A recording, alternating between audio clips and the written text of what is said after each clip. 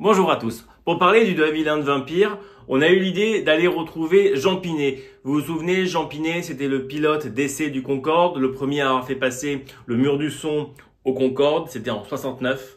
Eh bien, avant le Concorde, Jean Pinet, il a été pilote de chasse sur des avions des années 50.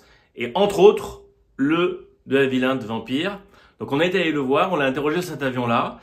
Dans cette vidéo, vous retrouverez les caractéristiques de l'avion, comment on le pilote, comment il était armé, comment il a été exploité, comment il a été vendu, et une interview exclusive de Jean Pinet.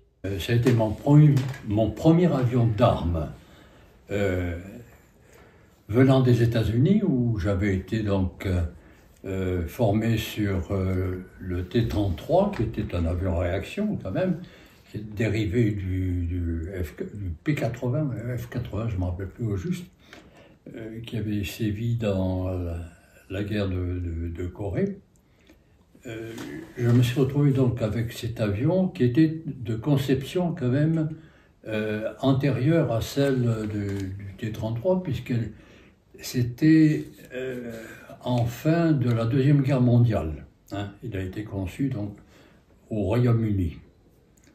Et c'était un avion assez particulier, très léger. Revenons donc sur l'histoire britannique du Vampire, avant de retrouver M. Pinet dans quelques instants. Le De Havilland Vampire est un avion de chasse britannique qui a joué un rôle tout à fait primordial dans l'histoire de l'aviation. Il a été l'un des premiers avions de chasse à réaction opérationnelle au monde. Alors voici quelques points clés à retenir au sujet de cet avion, points que je vais développer par la suite. Donc comme je vous disais, c'est un avion qui a été conçu pendant la Seconde Guerre mondiale par l'ingénieur aéronautique britannique Sir Geoffrey de Havilland, et est donc destiné, cet avion, à être un avion de chasse à réaction pour la RAF, pour la Royal Air Force. Le premier vol du De Havilland Vampire a eu lieu le 20 septembre 1943. La mise en service du Vampire a lieu en 1945, donc je vous disais durant la guerre, mais à la toute fin de la Seconde Guerre mondiale. Il est en fait le second avion de chasse à réaction à être utilisé par la RAF après le Gloster Meteor. On peut retenir que c'est un avion monoplan, comme vous le voyez, à aile basse, avec un seul réacteur monté à l'arrière du fuselage. Il est armé généralement de canons, on verra dans la suite de cette vidéo qu'il peut être armé différemment. Il atteint des vitesses supérieures à celles des avions à hélice contemporains, forcément, puisqu'il est à réaction. C'est un avion, on va le détailler par la suite, mais qui a été très largement exporté, utilisé par de nombreuses forces aériennes à travers le monde, utilisé également dans divers conflits, et on va retenir en particulier durant la guerre de Corée. Il y a de nombreuses évolutions, de nombreuses variantes du Vampire, que l'on va détailler également. C'est un avion qui peut être aussi utilisé comme avion d'entraînement et qui peut servir à différentes fonctions au-delà de sa fonction principale qui est celle de chasseur. Bien que le De Havilland Vampire ait été un avion novateur à son époque, il a été progressivement retiré du service au profit de nombreux avions de chasse à réaction plus avancés que lui durant les années 50 et 60. Bref, c'est un avion dont le design et la technologie ont ouvert la voie à l'ère des avions de chasse modernes. Alors l'histoire de cet avion est évidemment liée à l'histoire de son constructeur, De Havilland Aircraft Company Limited. C'est un important fabricant britannique d'aéronefs fondé par Sir Geoffrey de Havilland en 1920. Alors, Sir Geoffrey de Havilland, c'est un ingénieur aéronautique britannique de renom. Avant de fonder sa propre entreprise, il avait travaillé pour d'autres fabricants d'aéronefs. On peut citer Airco, Aircraft Manufacturing Company. Il fonde ainsi la De Havilland Aircraft Company Limited à Stag Lane, près de Londres. Et sa première création est le DH-1, un avion monoplace en bois. Alors, De Havilland est devenu célèbre pour ses nombreuses innovations dans le domaine de l'aviation, mais certains avions Les plus emblématiques conçus par de Havilland sont par exemple le DH-88 Comet, qui est un avion de course, hein, à ne pas confondre avec le DH-106 Comet, l'avion de ligne bien connu, ou bien le DH-98 Mosquito, qui est un chasseur bombardier en bois. Ces deux avions, le Comet comme le Mosquito, sont utilisés durant la Seconde Guerre mondiale.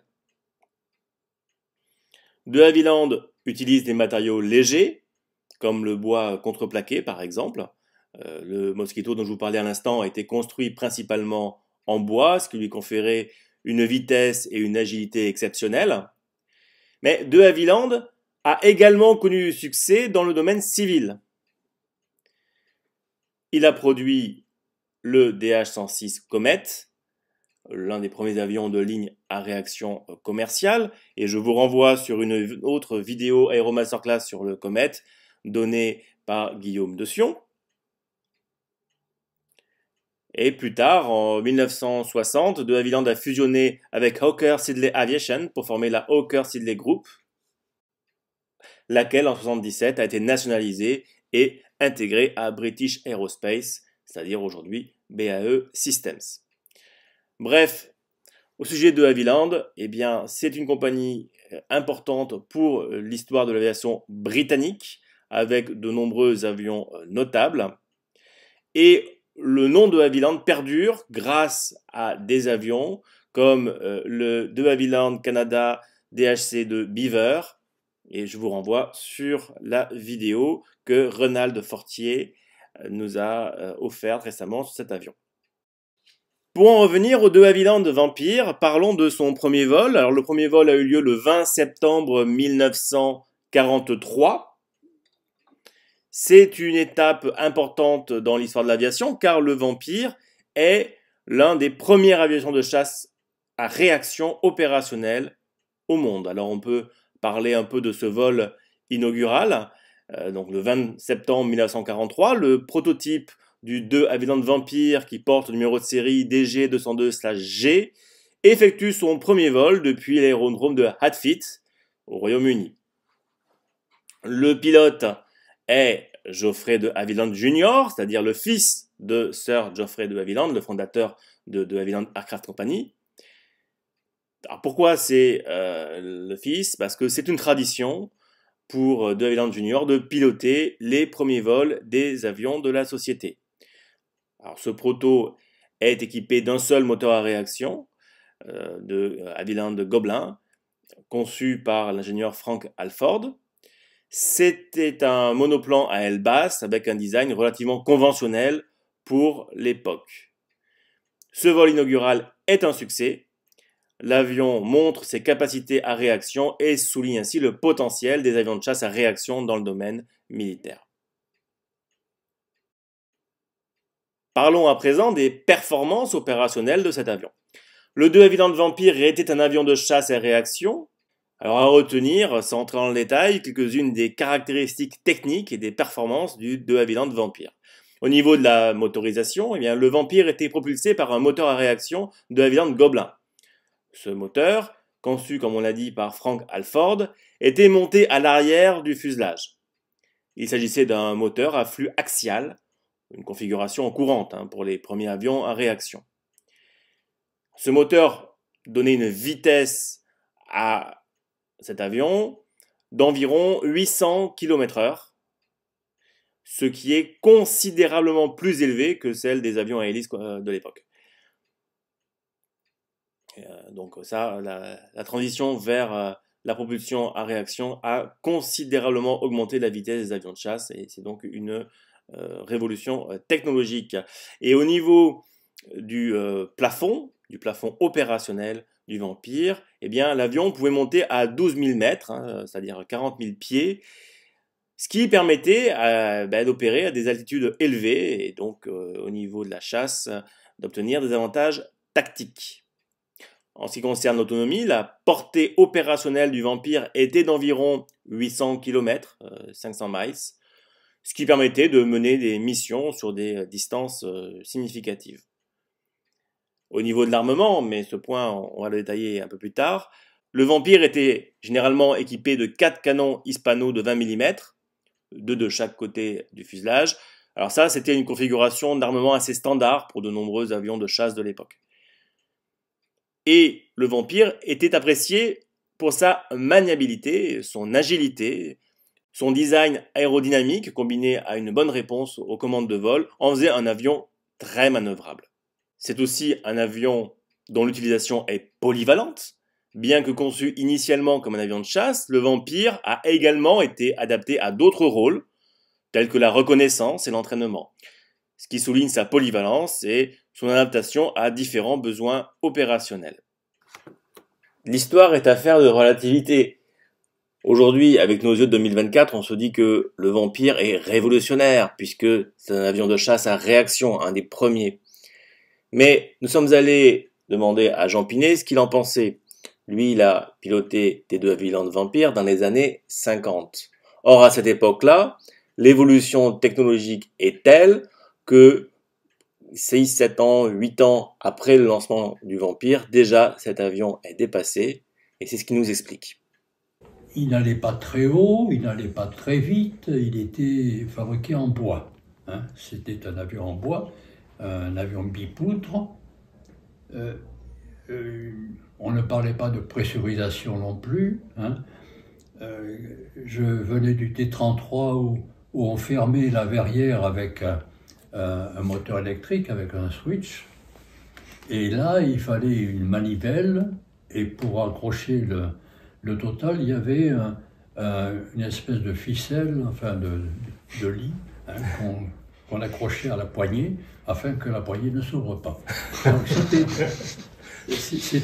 pour moi, c'était assez curieux, parce que j'avais l'impression de régresser un petit peu. En revanche, alors quand on était dans cet avion, il était extrêmement maniable, très maniable, et il était bien pour la fin de la Deuxième Guerre mondiale, mais là, on était dans une période où la technologie évolue à très grande vitesse, et il commençait à être dépassé par d'autres avions. Mais c'était un avion, alors sur le plan des équipements, il avait un poste radio, point, c'est tout. Hein. Donc, il avait des instruments de pilotage tout à fait classiques, sans plus. Hein. Il avait un moteur à réaction qui était d'une poussée pas très forte, et qui avait une particularité. On le mettait en route au sol, mais on ne pouvait pas le rallumer en l'air. Autrement dit, s'il s'éteignait en l'air, l'avion se transformait en planeur, et il fallait donc trouver un endroit pour atterrir. Bon, donc c'était un avion qui était très sommaire. C'était étudié à l'époque pour être utilisé dans des terrains, sur des terrains pas très aménagés, etc. Il sert à quoi cet avion? On fait quoi avec un... C'était un avion de chasse. D'accord. Il avait quand même des performances qui étaient supérieures aux avions à hélice du moment, hein, comme les Messerschmitt 109, etc. Le Vampire était quand même nettement mieux. D'accord. Le fait qu'il soit bipoutre, ça a apporté quoi? Je sais pas, ça fait partie des options que les constructeurs ont pour mettre les commandes de vol de l'arrière, pour avoir le bon compromis avec le jet du réacteur, qui n'interfère pas avec le fuselage. Enfin, donc c'est une solution qui a été adoptée. Elle n'était pas meilleure ni pire que les autres. Voilà, c'était une solution. Qui a été un peu abandonnée, après on n'a plus fait de bipoutre. Oui, parce que en fait, de ce point de vue, la structure était moins ramassée, donc était quand même un peu plus fragile que les avions qui étaient avec un plan fixe, un plan faisant partie du fuselage, attaché directement au fuselage. Mais à l'époque où vous l'avez utilisé, c'était un avion plus pour l'entraînement finalement. C'était un avion de transition. Transition. Hein, on venait juste de terminer la Deuxième Guerre mondiale et il fallait quand même avoir quelque part en France des avions de chasse pas trop âgés, surtout des avions à réaction. Et à l'époque, il n'y en avait pas tellement. Hein. Il y avait aussi le Gloster Meteor, hein, qui était plus ancien encore. Non, de la même famille que le Vampire. D'accord. Et il faut souligner aussi que le concept de base du Vampire a été développé et amélioré au fil du temps, conduisant à des variantes que nous allons voir. Alors les variantes, quelles sont-elles? Le premier Vampire est le F1, donc première version de production. Le Vampire F1 était équipé d'un moteur Gobelin et d'une verrière en forme de bulle. Cette version entra en service en 1946 avec la Royal Air Force britannique. La version FB5, variante également connue sous le nom de Vampire Mk5, est une version chasse-bombardier avec des améliorations par rapport au F1, notamment des ailes élargies pour une capacité de charge utile accrue. Elle est utilisée par plusieurs forces aériennes, comme on va le détailler par la suite. Le Vampire NF10 ou NF54, des variantes de chasse de nuit équipées de radars ont été développées. La NF10 était utilisée par la Royal Air Force, tandis que la NF54 était plutôt exportée vers des pays comme l'Inde. Le Vampire T11, qui est une version d'entraînement biplace du Vampire, a été utilisé pour former les pilotes. Elle comportait donc 2 places en tandem et a été utilisée par plusieurs forces aériennes. Le Vampire FB6, une variante améliorée du FB5, qui était équipé d'un moteur plus puissant, avec d'autres améliorations. Le Vampire FB9, une version améliorée également du FB5, avec des modifications structurelles, une meilleure avionique. Le Vampire Mk20, qui est une variante pour faire de la reconnaissance photo, développée pour l'armée de l'air suisse. Une version porte-avions, c'est le Sea Vampire, version embarquée, destinée à être donc utilisée par les porte-avions. On l'a utilisé notamment avec la Royal Navy par la Fleet Air Arm. Le Vampire Mk35, ça c'est la version australienne, donc utilisée par la Royal Australian Air Force, la RAAF avec 2 A, avec des modifications spécifiques pour répondre aux besoins locaux. Le Vampire Mk50, une version de production sous licence en Suisse, construite par la société suisse F+W-MN. Ça, ce sont les variantes principales, mais il faut noter que de nombreuses forces aériennes ont également effectué des modifications spécifiques sur leur propre Vampire pour s'adapter à leurs besoins particuliers. Ces variantes témoignent de la polyvalence du de Havilland Vampire, qui a été utilisé dans différents rôles et dans de nombreuses nations au cours de sa carrière opérationnelle. Alors, voyons plus en détail. Maintenant, parlons du pilotage. Le pilotage du de Havilland Vampire impliquait des caractéristiques, des procédures spécifiques, hein, vous allez me dire comme pour n'importe quel avion de chasse à réaction de son époque, mais qu'est-ce qu'il faut retenir? Comment on décolle, comment on atterrit? Le décollage d'un de Havilland Vampire implique l'activation du moteur à réaction Gobelin qui est à l'arrière de l'avion. Donc les pilotes devaient gérer soigneusement la puissance du moteur pour assurer un décollage tout en douceur. Alors que l'atterrissage nécessitait une approche contrôlée avec une descente progressive vers la piste. Alors, puisque c'est un avion à réaction, puisqu'il est propulsé par un moteur de Havilland Gobelin, et bien évidemment, les pilotes devaient être familiarisés avec les caractéristiques de ce type de moteur, ce qui était tout à fait nouveau pour l'époque, et y compris en particulier le temps de réponse au changement de puissance. Les ajustements de la manette des gaz étaient cruciaux pour contrôler la vitesse de l'avion. Alors quand on arrivait à bien le faire décoller et à bien gérer la vitesse, c'était un avion très manœuvrable et réputé pour ça, qui offrait aux pilotes une bonne agilité en vol.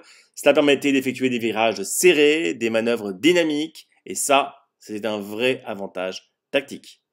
En plus, comme on l'a dit, c'est un avion capable d'opérer à des altitudes élevées et les pilotes devaient être conscients des considérations spécifiques liées au vol en hautes altitudes, et notamment la variation de la pression atmosphérique. C'est un avion dont on pouvait s'évacuer en urgence. Il y avait un siège éjectable. Bref, la réputation de cet avion, au niveau pilotage, c'est un avion relativement convivial pour les pilotes. Relativement, évidemment, on fera mieux par la suite. Offrant des performances solides, une maniabilité appréciable. Mais le fait qu'il soit à réaction, ce qui était nouveau, le fait que son domaine de vol soit également novateur pour l'époque, eh bien la formation était spécifique, l'expérience pratique était essentielle pour les pilotes qui opéraient cet avion de chasse à réaction. On peut parler d'ailleurs de quelques pilotes célèbres. C'est un avion qui a été utilisé par de nombreux pilotes au fil des années. Il n'y a pas vraiment de pilote dont le nom soit associé de manière spécifique aux de Havilland Vampire, si ce n'est le pilote d'essai Geoffrey de Havilland Jr., dont on a déjà parlé. On peut aussi citer John Derry. John Derry, c'est un pilote d'essai britannique qui a été l'un des premiers pilotes à voler en supersonique lorsqu'il a dépassé Mach 1 à bord d'un de Havilland Vampire. Ça, c'était le 6 septembre 1948. On peut aussi parler de Bill Waterton, un pilote d'essai canadien qui a été impliqué dans le programme de développement du Vampire au Canada et qui a établi plusieurs records de vitesse et de distance à bord d'un Vampire. Alors cet avion, on vient de parler du Canada, comment est-ce qu'il s'est exporté? Eh bien, on l'a exporté dans pas mal de pays. On peut citer la Suède. La Suède, c'était un des premiers pays à acquérir le de Havilland Vampire. La force aérienne suédoise, la Flygvapnet, a reçu des versions du Vampire et l'a utilisé sous la désignation locale J-28. Et les Suédois ont également produit des versions sous licence de l'avion. Les Suisses.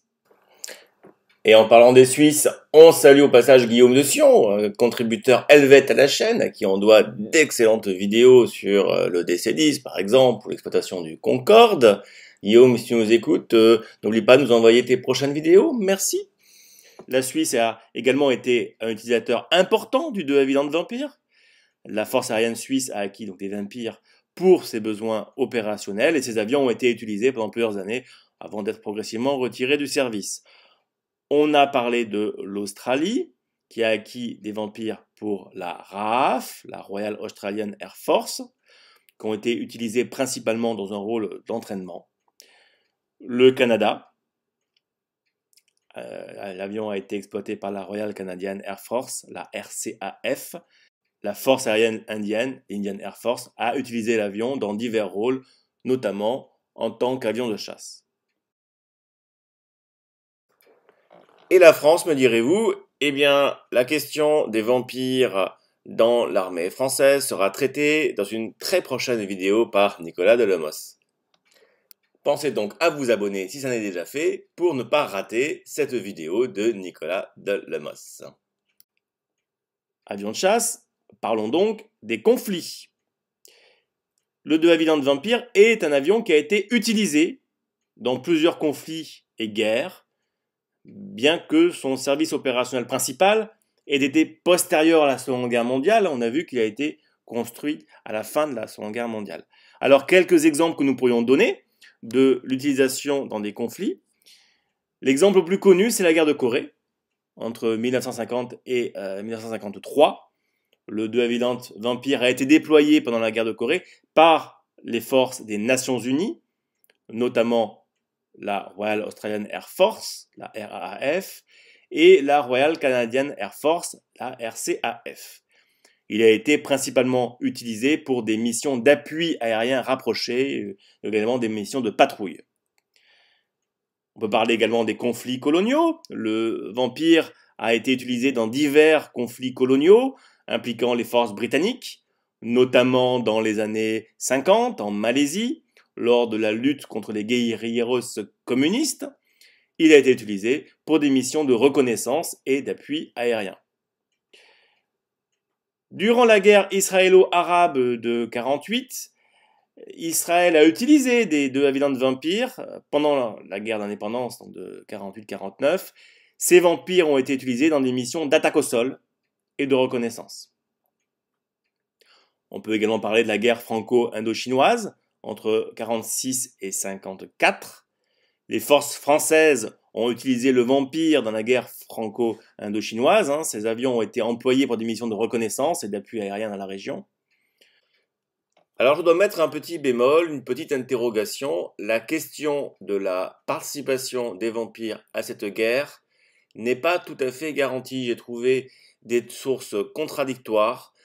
Et donc, si vous avez la réponse, est-ce qu'il y a bien eu des vampires ou pas en Indochine? Mettez-le en commentaire en sourçant votre réponse.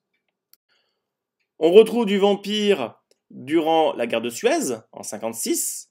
Pendant la crise de Suez, la Royal Air Force, la RAF, a utilisé des vampires pour des missions au-dessus de la zone du canal du Suez. Ils ont participé à des opérations visant à contenir la crise. Également en Afrique, le de Havilland Vampire a été utilisé dans divers conflits en Afrique. On retrouve du vampire durant la guerre de Suez en 56. Pendant la crise de Suez, la Royal Air Force, la RAF, a utilisé des vampires pour des missions au-dessus de la zone du canal du Suez. Ils ont participé à des opérations visant à contenir la crise. Également en Afrique, le de Havilland Vampire a été utilisé dans divers conflits en Afrique, notamment par des nations africaines post-indépendance, qui ont hérité de ces avions de leurs anciennes puissances coloniales. Bref, l'utilisation du de Havilland Vampire dans ces différents conflits très variés témoigne de sa polyvalence, de sa capacité à s'adapter à différents rôles opérationnels. Cet avion a été ainsi utilisé dans divers conflits. Comment était-il armé? Eh bien, le Vampire était généralement équipé de 4 canons Hispano Mk5 de 20 mm, montés dans le nez de l'aéronef. Ces canons étaient standards pour de nombreux avions de chasse de l'époque. Ils ont été utilisés pour l'attaque air-air et l'attaque air-sol.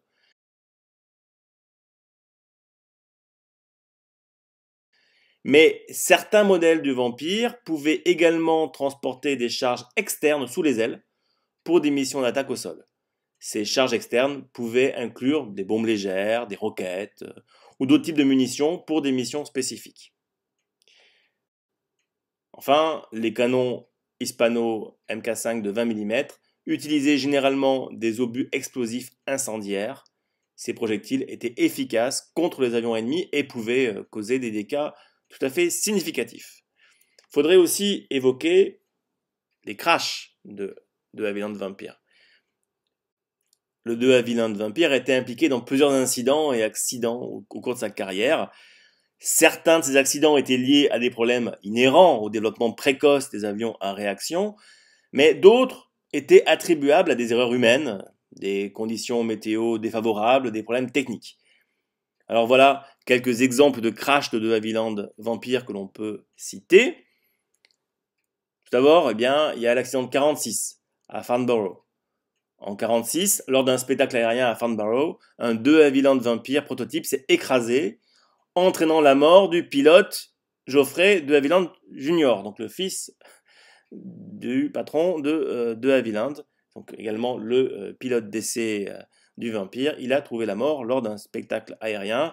Cet accident a mis en évidence les défis liés au développement précoce des avions en réaction et a insisté à des améliorations dans la conception et la sécurité. Un autre accident, c'est le crash à Mildenhall. Là, on est en 1950, lors d'un autre spectacle aérien à RAF Mildenhall. Un de Havilland Vampire s'est écrasé. L'accident a été causé par une défaillance structurelle du bras de commande, ce qui a conduit à la perte de contrôle de l'avion. Et malheureusement, le pilote ainsi que plusieurs spectateurs ont perdu la vie. Un accident de de Havilland Vampire a eu lieu au Canada en 1956 lors d'une démonstration de vol à Moose Jaw en Saskatchewan. Je ne sais pas si je le dis bien, je ne suis pas familier avec le canadien. L'avion a perdu le contrôle pendant une manœuvre, entraînant la mort du pilote. d'autres accidents, eh bien, il y a eu d'autres incidents qui ont impliqué le vampire au cours de sa carrière, certains liés à des problèmes mécaniques, des erreurs humaines, des conditions opérationnelles difficiles, etc.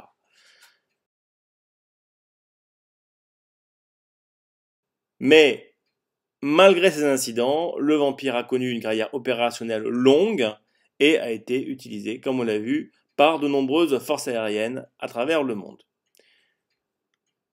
Alors à présent, si vous voulez essayer de jouer avec le The Havilland Vampire en jeu vidéo, eh bien vous pouvez l'utiliser dans plusieurs jeux, hein. On peut parler de IL2 Sturmovik. Là, Sturmovik, je vous rappelle, c'est une série de simulateurs de vol qui se concentre sur les combats aériens de la Seconde Guerre mondiale.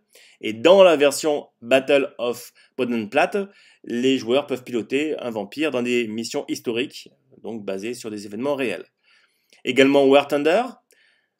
War Thunder, c'est un jeu de combat en ligne qui propose une grande variété d'aéronefs de différentes époques. Eh bien, le vampire est disponible dans le jeu également, ce qui permet aux joueurs de le piloter et de participer à des batailles aériennes multijoueurs. On peut parler aussi de Microsoft Flight Simulator 10 ou X-Plane. Ces simulateurs de vol offrent souvent, comme vous le savez, des add-ons, c'est-à-dire des extensions créées par la communauté, et cela inclut le The Havilland Vampire. Donc ces ajouts permettent aux joueurs de piloter cet avion dans des environnements virtuels très détaillés. Quelque chose d'un peu plus original, Ace Combat 6, Fires of Liberation. Alors bien sûr, la série Ace Combat, elle est d'habitude plus axée sur les avions de chasse futuristes, mais ils font pas que du futurisme, ils font également parfois des avions historiques. Et donc dans Ace Combat 6, les joueurs peuvent débloquer et piloter le The Havilland Vampire. Enfin, on peut parler de Digital Combat Simulator World, DCS World. Alors DCS World, c'est un simulateur de vol très détaillé qui propose divers modules aéronefs. Eh bien, certains modules tiers ont recréé le The Havilland Vampire, ce qui permet aux joueurs de l'expérimenter dans un environnement de simulation de vol authentique. Les sources, les livres qu'il faut avoir lus sur le The Havilland Vampire. Au niveau de la biblio, il existe un très bon livre français, même en 2 très bons livres, puisque c'est un ouvrage en 2 tomes, Vampire et Mistral français, de Sébastien Guimin, Claude Petit et Patrick Vineau-Préfontaine. On a le livre The Havilland Vampires, The Complete History, par David Watkins. Ça, c'est un livre qui offre une couverture exhaustive de l'histoire du The Havilland Vampire. C'est très complet, de sa conception à sa mise en service et à ses opérations à travers le monde. Vous retrouverez également des détails techniques, des photographies. Un autre livre, le The Havilland Vampire, The First Jest Warbird, par John M. Dips et Tony Holmes. Là, c'est un livre qui va mettre l'accent plutôt sur l'utilisation du vampire pendant et après la Seconde Guerre mondiale, qui va explorer son rôle en tant que l'un des premiers avions à réaction opérationnelle et son impact sur le développement de l'aviation militaire.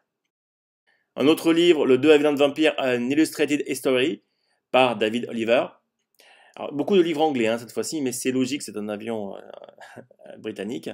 Et ce livre-là va proposer une histoire illustrée avec une attention particulière portée aux photographies d'époque, aux dessins techniques, au profil d'aéronef.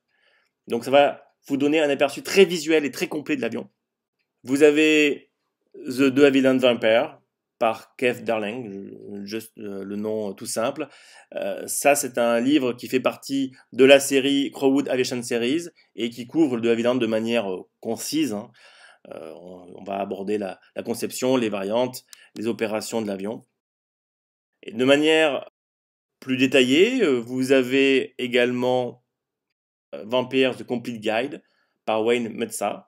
Ça vous parlera non seulement du vampire, mais également de ses variantes, de ses évolutions. Et ça vous donnera des informations détaillées sur les opérations de l'avion dans différentes forces aériennes à travers le monde. Enfin, pour terminer, The Havilland Vampire, A Comprehensive Guide for the Modeler, pour ceux qui font des maquettes, par Richard A. Franks. Ça, c'est donc un livre qui s'adresse particulièrement aux passionnés de modélisme et qui souhaitent reproduire le The Havilland Vampire avec précision. Donc là, vous aurez des détails techniques, des conseils de modélisme et des profils couleurs. Il faut aussi remercier Aloïse Rinck et Louis de Boyon, étudiants en histoire de l'aviation à l'université Jean Jaurès de Toulouse, ainsi qu'Oussama Banouni, étudiant à l'ENAC. Ils ont préparé l'interview de Jean Pinet. Nous espérons que cette vidéo vous a plu. N'oubliez pas de liker et de vous abonner. Et si vous connaissez un sujet sur lequel vous aimeriez parler sur l'histoire de l'aviation, n'hésitez pas à me contacter sur mon adresse mail aeromasterclass@gmail.com. À bientôt!